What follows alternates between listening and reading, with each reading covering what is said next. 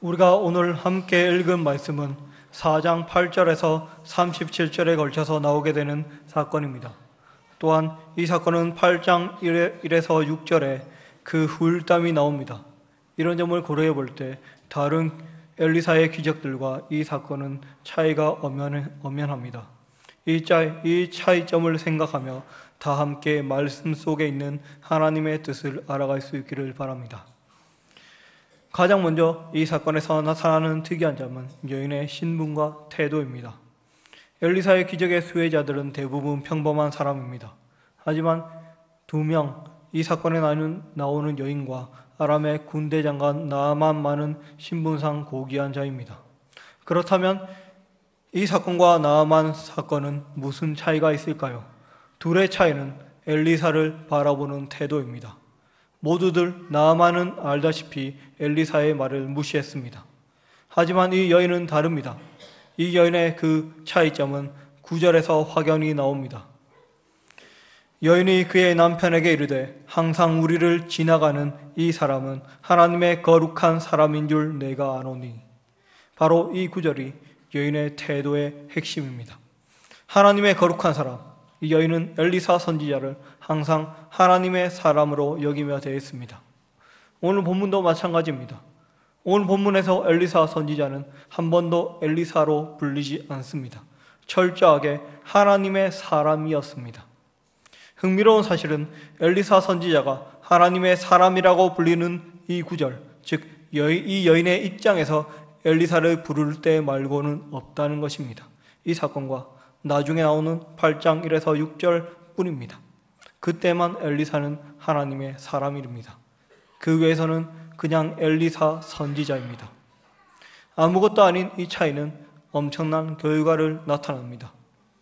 이 여인은 하나님의 사람을 항상 접대했고 엘리사는 그를 위해 아이를 약속합니다. 그리고 그 말대로 이 여인은 포기했던 아들을 낳는 기쁨을 맛보게 됩니다. 여기서 끝나면 좋은데 문제는 그러던 어느 날이었습니다. 아이가 일꾼들의 추수를 감독하고 있는 아버지를 찾아갔습니다. 아이의 나이는 아마 5살 정도로 보입니다. 그리고 이 아이는 아침부터 아빠를 찾아 추수가 한창 진행 중인 밭으로 간 것으로 추정됩니다. 이런 모습은 아이가 아버지의 사랑과 관심을 받고 싶어 한다는 것을 느끼게 합니다. 하지만 아들을 본 아빠의 반응은 냉담합니다. 그는 추수하는 사람을 감독하고 있었습니다. 아들과 놀아줄 시간이 충분함에도 불구하고 그러지 않습니다. 그러다가 아들이 아프다가 소리를 질러도 냉담하게 하인 하나를 보내 엄마한테 데려다 주라고 끝냅니다. 하다못해 의사라도 부르지 않습니다. 분명 부자인데도 그의 관심사는 추수지 아들이 아닙니다. 아들이 죽은 다음의 반응도 마찬가지입니다. 수넴 여인은 아들이 그렇게 아파하는 것을 보고도 아무것도 못했고 죽은 후에라도 하나님의 사람에게 찾아가려고 간청을 합니다.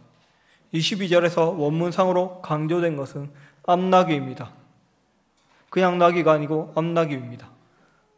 이 남자는 부자입니다. 분명 말도 있고 여러 다른 가축도 있을 테지만 그 여인은 단 하나 암나귀 한 마리만 달라고 애원했습니다. 그리고 거기에 더해 사환, 즉 하인 하나만 붙여달라고 했습니다. 그리고 마지막에 달려간다는 말을 합니다. 빨리 갔다 오겠다는 것입니다. 그러나 남편은 거부합니다. 23절의 내용은 한마디로 가지 말라는 것입니다. 원문의 뉘앙스는 마치 남편이 여자가 도망갈까 봐 걱정한다는 생각이 들 정도입니다. 늙어서 얻은 아내라 그런지 이 남자는 어린 아내에게 집착하는 듯한 모습을 보입니다. 그것 때문인지 엘리사도 이 남자에게는 선지자가 아니라 경쟁자였을지도 모릅니다. 그에 비해 수넴 여인의 태도는 완전히 다릅니다. 그녀는 처음부터 엘리사에게 극진히 대합니다. 정말 엘리사의 하녀처럼 행동합니다. 16절에 주, 계집종이라고 말합니다. 21절에 이 여인은 굳이 엘리사의 침대에 아이의 시체를 놓습니다. 직접 엘리사에게 요청할 수 없었기 때문입니다. 감히 종이 주인에게 함부로 요청을 하겠습니까? 그리고 40km 정도 떨어진 갈멜산에 갔을 때도 마찬가지입니다. 힘들었을 테지만 이 여인은 아무 말도 할 수 없어 그저 엘리사의 발만 잡을 수밖에 없었습니다. 감히 주인에게 종이 요청할 수 없었기 때문입니다. 네, 이 여인은 처음부터 엘리사를 그저 선지자가 아니라 하나님의 사람으로 대합니다.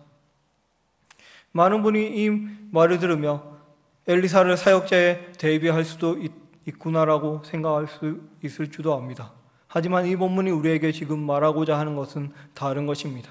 그것은 바로 주 앞에 겸손입니다. 하나님은 우리의 아버지이십니다. 우리를 신부로 부르셨고 우리를 친구라고까지 하셨습니다. 그러나 그분은 이 세상을 창조하신 창조주이십니다. 이 세상의 모든 것을 아시는 분이며 말 한마디로 이 세상을 좌지우지하실 수 있는 분입니다. 우리는 그분을 어떻게 여기고 있습니까? 이 본문을 통해 다시 한번 우리의 자세를 생각하기 바랍니다.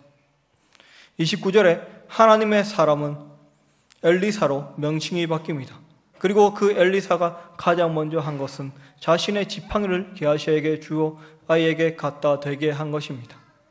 지팡이를 준다는 것은 자신의 권리와 능력을 위임한다는 것입니다. 엘리사는 분명 이 본문에서 하나님의 사람임에도 불구하고 하나님께 의지해서 이 일을 해결하려 한 것이 아니라 먼저 자신의 능력으로 이 일을 해결하려 했습니다. 그리고 그것은 31절에서 보듯이 아무런 역사를 일으키지 않았습니다. 하지만 엘리사가 집에 들어가 주님께 기도하고 아이를 향해 간절히 기도하고 주님을 의지했을 때 아이는 다시 살아났습니다. 무슨 의미일까요? 주 앞에 겸손입니다. 엘리사는 이 여인에게 대접을 받으면서 자신도 모르는 사이에 높아졌던 것 같습니다. 그래서 주님께서 숨기시는데도 기도하고 간구하는 것이 아니라 또 직접 가는 것도 아니라 자신의 종을 보냅니다. 자신의 권한으로 뭔가를 하려고 합니다. 그러다가 아무 일이 일어나지 않았을 때야 그가 직접 가고 주 앞에서 기도하고 아이 위에 엎드렸습니다. 그랬을 때 아이는 되살아났습니다. 엘리사는 이 사건을 통해서 하나님의 사람으로 대접을 받으면서 은영 중에 교만해졌던 자신의 마음을 다시 낮출 수 있었습니다. 우리는 어떻게 하나님을 높일 수 있습니까? 우리가 주여 영광 받으소서라고 하면 전지전능하신 하나님께서 높아집니까? 영광을 받으십니까? 그분은 변하지 않습니다. 방법은 단 한 가지입니다. 바로 주 앞에서 겸손한 것입니다. 우리가 낮아질 때 하나님은 높아지십니다. 그리고 주님은 겸손히 자신에게 나오는 모든 자에게 선을 베푸십니다. 왜 굳이 아이가 죽어야 했습니까? 결국 하나님께서 그토록 자신을 낮춘 수냄 여인을 축복하기 위해서였습니다. 이 사건을 겪은 후 남편은 어떻게 되었을까요? 엘리사를 인정하고 하나님의 주권을 인정할 수밖에 없었을 것입니다. 그리고 자신의 아내를 존중할 수밖에 없습니다. 수냄 여인은 그 이전처럼 자신의 아이가 아파도 의사를 찾을 수도 없는 그런 남편의 장신구가 아닌 제대로 된 지위를 찾을 수 있었습니다. 그리고 8장에서는 그것보다 더욱더 높아집니다. 하나님의 사람이 수냄 여인에게 7년간 기근이 있을 것이니 다른 지방으로 가라고 했을 때 그녀는 자신이 결정합니다. 원래 이 일을 결정해야 될 사람은 남편이지만 남편은 온데간데 없습니다. 그리고 7년을 지내고 왔을 때 그녀는 직접 왕 앞에 나와 탄원합니다. 이것은 그 당시 여인의 지위로는 있을 수 없는 일이었습니다. 그리고 왕은 그녀의 요청을 무시할 수가 없었습니다. 그녀를 보호하시는 하나님을 무시하는 행동이었기 때문입니다. 그렇습니다. 하나님께서는 자신을 철저히 낮추며 하나님의 사람을 섬긴 수냄 여인을 높이셨습니다. 반대로 그녀를 자신의 장신구로 여기고 하나님의 사람을 무시했던 그 남편은 흔적도 없을 정도로 낮추셨습니다. 예수 그리스도께서도 주 앞에 겸손하셨습니다. 그리스도께서는 사람으로서 가장 낮은 자리에 태어나 십자가에 죽기까지 자신을 낮추시며 하나님 아버지께 복종했습니다. 우리 다 같이 옆 사람의 얼굴을 한번 보시기 바랍니다. 지금 보이는 그 옆 사람이 우리의 예수 그리스도께서 생명을 바쳐 살리신 사람의 모습입니다. 그리스도께서 그렇게 겸손해졌던 이유입니다. 우리는 그리스도의 피 흘려 사신 형제 자매를 어떻게 대하고 있습니까? 우리가 주 앞에 겸손해지기 원합니다. 서로를 하나님의 사람으로 여기고 주 앞에 함께 겸손해지기를 원합니다. 그랬을 때 주님께서 수냄 여인을 상상도 할 수 없는 위치까지 올리셨던 것처럼 주께서는 상상도 할 수 없는 위치까지 우리를 높이 드실 것입니다. 그런 주님의 역사를 기대하며 항상 주 앞에서 겸손해지는 우리 모두가 되기를 주의 이름으로 소망합니다.